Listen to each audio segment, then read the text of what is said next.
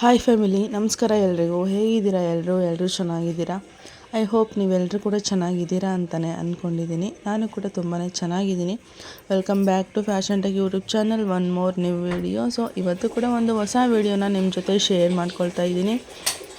ಹಾಗೆ ಇವತ್ತು ನೈಟ್ ವಿಡಿಯೋನ ಶೂಟ್ ಮಾಡ್ತಾ ಇರೋದು. ನೈಟ್ ಅಂದರೆ ಈವ್ನಿಂಗ್ ಟೈಮ್, ಆಲ್ರೆಡಿ ಒಂದು 7:30 ಆಗಿತ್ತು. ಆವಾಗ ವಿಡಿಯೋನ ಸ್ಟಾರ್ಟ್ ಮಾಡ್ತಾ ಇದ್ದೀನಿ. ಸೊ ಬೇಗನೆ ಅಡುಗೆ ಮುಗಿಸಿ ಕೆಳಗಡೆ ಹೋಗಬೇಕಿತ್ತು. ಸ್ವಲ್ಪ ಜಾಸ್ತಿನೇ ವರ್ಕ್ ಇತ್ತು. ಸೊ ಅದಕ್ಕೋಸ್ಕರನೇ ಬಂದುಬಿಟ್ಟು ಅದಕ್ಕೆ ಒಂದು ರ್ಯಾಂಡಮಾಗಿ ವಿಡಿಯೋನ ಸ್ಟಾರ್ಟ್ ಮಾಡೋಣ ಅಂತ ಹೇಳಿ ಸ್ಟಾರ್ಟ್ ಮಾಡಿದೆ. ಚಿನಿಮ ಕೆಳಗಡೆ ಇಳಿಯೋದಕ್ಕೆ ರೆಡಿನೇ ಇರಲಿಲ್ಲ. ಸೊ ಕೂರಲಿ ಬಿಡು ಅಂತ ಹೇಳಿ ನಾನು ಕೂಡ ಅಲ್ಲೇ ಕೂರಿಸ್ಕೊಂಡು ನನ್ನ ಒಂದು ಕೆಲಸನೂ ಕೂಡ ಅದ್ರ ಜೊತೆ ಮಾಡ್ಕೊಳ್ತಾ ಇದ್ದೀನಿ.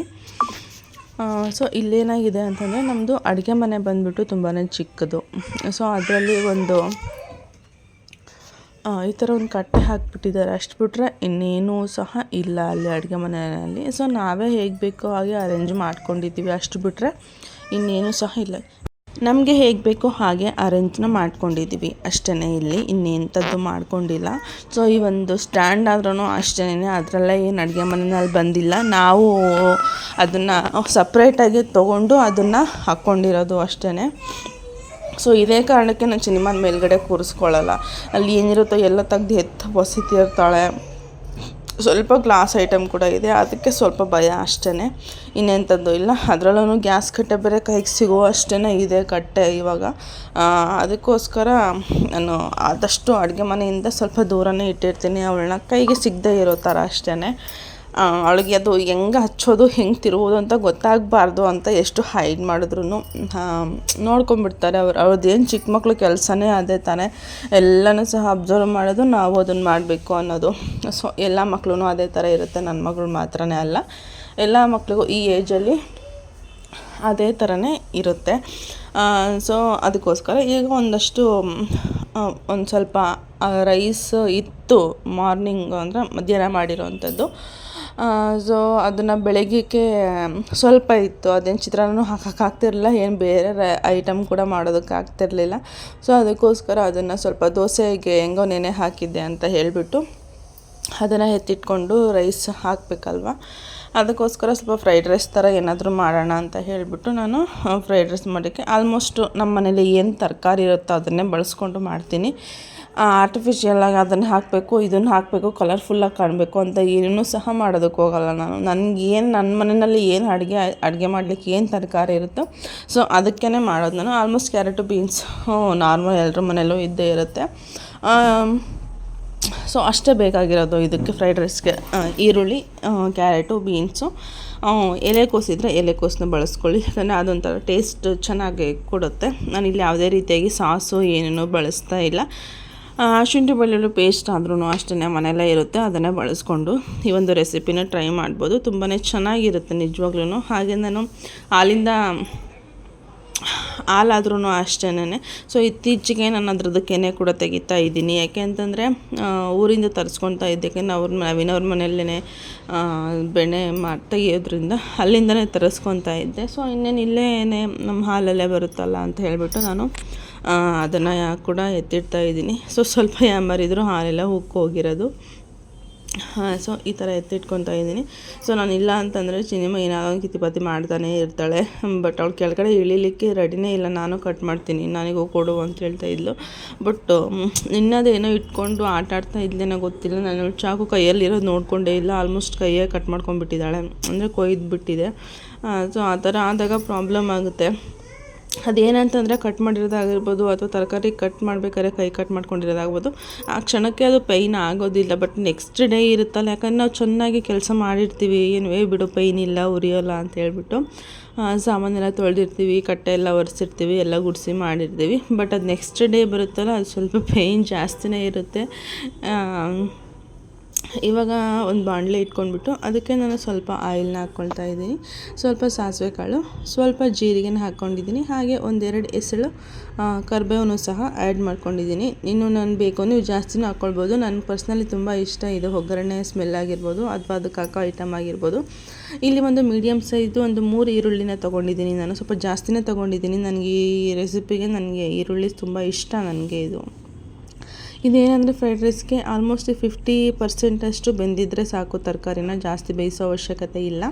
ಸ್ವಲ್ಪ ಉಪ್ಪು ಹಾಕ್ಕೊಂಡು ಸ್ವಲ್ಪ ಬೇಯಿಸ್ಕೊಂಡಿದ್ದೀನಿ ಅಷ್ಟೇ. ಅಂದರೆ ಬೇಗ ಬೇಯುತ್ತೆ ಅನ್ನೋ ಒಂದು ಕಾರಣಕ್ಕೆ ಸ್ವಲ್ಪ ಹಸಿ ವಾಸನೆ ಹೋದರೆ ಸಾಕು ಅಷ್ಟೇ. ಇದಕ್ಕೆ ಇನ್ನು ಎಂಥ ಫುಲ್ಲು ಬೇಯಬೇಕು ಅನ್ನೋ ಥರ ಏನೂ ಇಲ್ಲ. ಇದಕ್ಕೆ ಇವಾಗ ನಾನು ಕ್ಯಾರೆಟು ಬೀನ್ಸ್ ನಾನು ಒಂದೇ ಮೆಣಸಿನ್ಕಾಯಿನ ತೊಗೊಂಡಿರೋದು, ಜಾಸ್ತಿ ತೊಗೊಳಕ್ಕೆ ಹೋಗಿಲ್ಲ. ಯಾಕೆ ಅಂದರೆ ಖಾರ ನಮ್ಮನೇಲಿ ಯಾರೂ ಸಹ ತಿನ್ನಲ್ಲ. ಇಲ್ಲಿ ಸಿಗುವಂತಹ ಇಲ್ಲಿ ಆಕಾಶಕಾಯಿ ಅಂತ ಮೆಣಸಿನ್ಕಾಯಿ ಬರುತ್ತಲ್ಲ, ತುಂಬಾ ಖಾರ ಇರುತ್ತೆ ನಿಜವಾಗ್ಲೂ. ನಮ್ಮನೆಯಲ್ಲೇ ನಾವು ತಿನ್ನೋದು 4 ಜನ ಆದ್ರೂ ನಾನು ಸ್ವಲ್ಪ ಉದ್ದ ಸೈಜಿಂದು ನಾನು ಒಂದು ಮೆಣಸಿನ್ಕಾಯಿ ತೊಗೊಳ್ತೀನಿ, ಅಷ್ಟು ಬಿಟ್ಟರೆ ಎಕ್ಸ್ಟ್ರಾ ಏನೂ ಹಾಕೋದಕ್ಕೆ ಹೋಗಲ್ಲ ಸ್ಪೈಸಸ್ಸು. ಚೆನ್ನಾಗಿರುತ್ತೆ. ಈಗ ನಾನು ಒಂದು ಮಿಕ್ಸ್ ಕೊಟ್ಬಿಟ್ಟು 1-2 ನಿಮಿಷ ನಾನು ಹಂಗೆ ಬಿಟ್ಬಿಡ್ತೀನಿ. ಅಂದರೆ ಸ್ವಲ್ಪ ಅದು ಹಬೆನಲ್ಲೇ ಬೆಂದ್ಕೊಳ್ಳಿ ಅಂತ ಒಂದು ಪ್ಲೇಟ್ ಕ್ಲೋಸ್ ಮಾಡಿ, ಅದಾದಮೇಲೆ ಸ್ವಲ್ಪ ಏನು ನಾನು ಎಲೆಕೋಸನ್ನ ಕಟ್ ಮಾಡ್ಕೊಂಡಿದ್ದೆ ಅಲ್ವಾ, ಅದನ್ನು ಸಹ ಆ್ಯಡ್ ಮಾಡ್ಕೊಳ್ತಾ ಇದ್ದೀನಿ. ನೀವು ಉದ್ದುದ್ದಾಗೆ ಬೇಕಂದರೆ ತುರ್ಕೊಂಡು ಆದ್ರೂ ನೀವು ಇದನ್ನು ಆ್ಯಡ್ ಮಾಡ್ಕೊಳ್ಬೋದು. ಇದಾದ್ರೂ ಅಷ್ಟೇ, ಒಂದು ಸ್ವಲ್ಪ ಹಸಿ ವಾಸನೆ ಹೋಗೋವರೆಗೂ ಮಾತ್ರನೇ ಬಿಡೋದು ನಾನು. ಫುಲ್ಲು ಕಂಪ್ಲೀಟಾಗಿ ಬೇಯಿಸೋದಕ್ಕೆ ಹೋಗೋಲ್ಲ. ಕಂಪ್ಲೀಟಾಗಿ ಬೆಂದುಬಿಟ್ರೆ ಅದರಲ್ಲಿರೋ ಆ ತರಕಾರಿಲಿರೋಂತಹ ಪ್ರೋಟೀನ್ ಆಗಿರ್ಬೋದು ಅಥವಾ ವಿಟಮಿನ್ ಆಗಿರ್ಬೋದು ಎಲ್ಲ ಸತ್ತೋಗ್ಬಿಡುತ್ತೆ. ಅದು ತಿಂದ್ರೂ ಏನು ಯೂಸ್ ಇರುತ್ತೆ. ನಾನು ಆಲ್ಮೋಸ್ಟ್ ಎಲ್ಲ ಅಡುಗೆಗೂ ಸಹ ಇಷ್ಟನ್ನು ಬೇಯಿಸ್ಕೊಳ್ಳೋದು, ಫುಲ್ಲು ಬೇಯಿಸ್ಕೊಳ್ಳೋಕೆ ಹೋಗೋಲ್ಲ. ಸೊ ಫ್ರೈಡ್ ರೈಸಿಗಲ್ವಾ ಅಂತ ಹೇಳ್ಬಿಟ್ಟು ಸ್ವಲ್ಪ ಬೇಯಿಸ್ಕೊಂಡಿದ್ದೀನಿ ಅಷ್ಟೇ. ಸ್ವಲ್ಪ ಫ್ರೈಡ್ ರೈಸ್ ಪೌಡರ್ನ ಆ್ಯಡ್ ಮಾಡ್ಕೊಂಡಿದ್ದೀನಿ, 1-2 ಸ್ಪೂನಷ್ಟು. ಸ್ವಲ್ಪ ಶುಂಠಿ ಬೆಳ್ಳುಳ್ಳಿ ಪೇಸ್ಟು 1 ಸ್ಪೂನ್ ಆ್ಯಡ್ ಮಾಡ್ಕೊಂಡಿದ್ದೀನಿ ಅಷ್ಟೇ. ಸೊ ಮಿಕ್ಸ್ ಮಾಡಿದರೆ ವೈಟ್ ರೈಸ್ ಹಾಕಿ ತುಂಬ ಚೆನ್ನಾಗಿರುತ್ತೆ. ಎಲ್ಲರದ್ದು ಸಹ ಊಟ ಆಯಿತು. ಅದಾದಮೇಲೆ ಚಿನ್ನಿಮಗೆ ಸಿರಪ್ ಹಾಕಬೇಕಿತ್ತು. ಸಿರಪ್ ಹಾಕಿ ಅವಳನ್ನ ಮಲಗಿಸಿ ನಾನು ಮತ್ತೆ ಕೆಳಗಡೆ ಹೋಗಬೇಕಿತ್ತು. ನಾವೆಷ್ಟು ಬೇಗ ಕೆಲಸ ಮುಗಿಸ್ತೀವಿ ಅಂದ್ಕೊಂಡ್ರು ಆಲ್ಮೋಸ್ಟ್ 9:30 10 o'clock ಆಗೇ ಹೋಗುತ್ತೆ. ಏನೇ ಬೇಗ ಮಾಡ್ತೀವಿ ಅಂದ್ರೂ ಸಹ. ನಾನು 7ಗೆ ಸ್ಟಾರ್ಟ್ ಮಾಡಿದ್ದು. 7ಗೆ ಸ್ಟಾರ್ಟ್ ಮಾಡಿ ನಾನು ಚಿನಿಮ್ಮನ ಆಟ ಆಡಿಸ್ಕೊಂಡು ಮಾಡಿಕೊಂಡು ಎಲ್ಲ ಅಡುಗೆ ಮುಗಿಸ್ಕೊಂಡು ನಾನು ಊಟ ಮಾಡೋಷ್ಟರೊಳಗಡೆ ಅವಳನ್ನ ಸಿರಪ್ ಹಾಕಿ ಮಲಗೋಷ್ಟರೊಳಗಡೆ 9:30 ಹಾಗೆ ಹೋಯಿತು.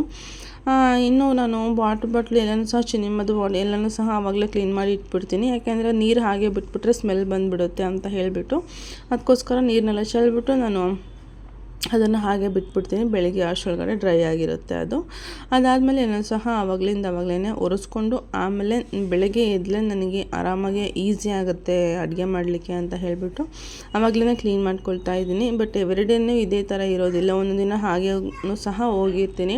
ಯಾಕೆಂದರೆ ನನ್ನ ಪ್ರೊಫೆಷನಲ್ ಕೆಲಸ ಏನಿದೆಯಲ್ಲ ತುಂಬಾ ರಿಸ್ಕಿ ಕೆಲಸ ಅಂತ ಅನಿಸುತ್ತೆ. ಯಾರಾದರೂ ಹೆಲ್ಪರ್ ಇದ್ದರೆ ಮಾತ್ರನೇ ಇದನ್ನೆಲ್ಲನೂ ಮಾಡೋಕ್ಕಾಗೋದು. ಕಂಪ್ಲೀಟಾಗಿ ನನ್ನ ಅಜ್ಜಿ ಮೇಲೆ ಡಿಪೆಂಡ್ ಆಗಿರೋದ್ರಿಂದ ಸ್ವಲ್ಪ ನನಗೆ ಚಿನಿಮ್ಮದು ಟೆನ್ಷನ್ ಕಮ್ಮಿ ಆಗಿದೆ ಅಂತ ಹೇಳ್ಬೋದು. ಚಿನಿಮ ವಿಷಯದಲ್ಲಿ ಕಂಪ್ಲೀಟಾಗಿ ಅಜ್ಜಿ ಮೇಲೆ ಡಿಪೆಂಡ್. ಅಜ್ಜಿ ಇಲ್ಲ ಅಂದರೆ ನನ್ನ ಕೆಲಸ ನಾನು ಮಾಡೋಕ್ಕೆ ಆಗಲ್ಲ. ಸೊ ಅಷ್ಟು ಡಿಪೆಂಡ್ ಆಗಿರೋದ್ರಿಂದ ಸೊ ನೆಕ್ಸ್ಟ್ ಡೇ ಹಂಗೆ ವೀಡಿಯೋನ ಕಂಟಿನ್ಯೂ ಮಾಡ್ಕೊಂಡು ಹೋಗಿದ್ದೀನಿ.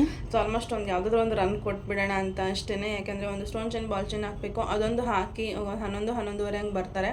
ಸೊ ಅವ್ರಿಗೆ ಹಾಕಿ ಕಳಿಸ್ಕೊಡ್ತೀನಿ ಅಷ್ಟೇ. ಫುಲ್ಲು ಸುಸ್ತು ಅನ್ನಿಸ್ತಾ ಇದೆ. ಸೊ ನೀನು ಹಾಸ್ಪಿಟ್ಲಿಗೆ ಹೋಗಬೇಕಿತ್ತು. ಸೊ ಅವರು ಡಾಕ್ಟ್ರು ಬರಲ್ಲ, ನಾಳೆ ಬಂದುಬಿಡಿ ಅಂತ ಹೇಳಿದರು. ಯಾವುದೇ ರೀತಿ ಅಪಾಯಿಂಟ್ಮೆಂಟ್ ಏನೂ ಇಲ್ಲ, 11 to 4 ಇರ್ತಾರೆ, ಬನ್ನಿ ಅಂತ ಹೇಳಿದ್ದಾರೆ. ಸೊ ನಾವಿನ್ನೂ 1 ಗಂಟೆಗೆ ಬರ್ತೀನಿ ಅಂತ ಹೇಳಿದ್ದಾರೆ. ಸೊ ಹೋಗಿ ಬರೋಣ ಅಂತ. ಸೊ ಇದು ಲೇಡೀಸ್ ಪ್ರಾಬ್ಲಮ್ ಯಾರಿಗೂ ಬೇಡಪ್ಪ ಅನಿಸ್ಬಿಡುತ್ತೆ ನಿಜವಾಗ್ಲೂ. ಸೊ ಅದರಲ್ಲಿ ಕೆಲಸಗಳು ಬೇರೆ ಏನಾದರೂ ಒಂದು ಮಾಡ್ಕೊಂಡಿರ್ತೀವಲ್ಲ ಏನಾದರೂ ಅದಕ್ಕೆ. ಸೊ ಬನ್ನಿ, ಇವತ್ತಿನ ವೀಡಿಯೋ ಹೆಂಗೆ ಹೋಗುತ್ತೆ ಅಂತ ನನಗೆ ಗೊತ್ತಿಲ್ಲ. ಕಂಟಿನ್ಯೂ ಮಾಡ್ತೀನೋ ಇಲ್ಲ ಅದನ್ನು ಗೊತ್ತಿಲ್ಲ. ನಿಜವಾಗ್ಲೂ ಕಂಟಿನ್ಯೂ ಮಾಡಿದರೆ ಅಪ್ಲೋಡ್ ಮಾಡ್ತೀನಿ. ಅದು ಏನಕ್ಕೆ ನಾನು 365 days ಚಾಲೆಂಜ್ ಮಾಡಿದಾಗಿಂದನೂ ಇದೇ ಕಥೆನೇ ಹಾಕ್ತಾ ಇರೋದು. ಏನಾದರೂ ಒಂದು ಪ್ರಾಬ್ಲಮ್ ಬರುತ್ತೆ, ಇಲ್ಲ ನನಗೆ ಹುಷಾರಿಲ್ದಂಗೆ ಆಗುತ್ತೆ. ಅದೇನಕ್ಕಂತಲೇ ಗೊತ್ತಾಗ್ತಿಲ್ಲ. ನನಗೆ ಏನು ಭಯ ಅಂತಂದರೆ ಯಾವಾಗಲೂ ಲೋ ಬಿ ಪಿ ಇವಾಗ ಚೆಕ್ ಮಾಡಿಸಿದ್ರೆ ಲೋ ಬಿ ಪಿ ಬರ್ದೋಗೊಂದು ಇದ್ಬಿಡ್ಲಿ, ಅದೇ ನನಗೆ ಖುಷಿ. ಯಾವಾಗಲೂ ನಾವೇನಾದ್ರು ಬೈತಾನೆ ಇರ್ತಾರೆ, ನಿಂದು ಯಾವಾಗಲೂ ಇದೆಗಳೇ ಯಾವಾಗಲೂ ಬರೀ ಲೋ ಬಿ ಪಿ ಅಂತಿರ್ತೀಯ ಅಂತ. ಸೊ ಅದೊಂದು ಚೆಕ್ ಮಾಡಿಸ್ಬೇಕು. ನೋಡೋಣ ಅಲ್ಲಿ ಹೋದ್ಮೇಲೆ ಹೆಂಗಾಗುತ್ತೋ ಗೊತ್ತಿಲ್ಲ.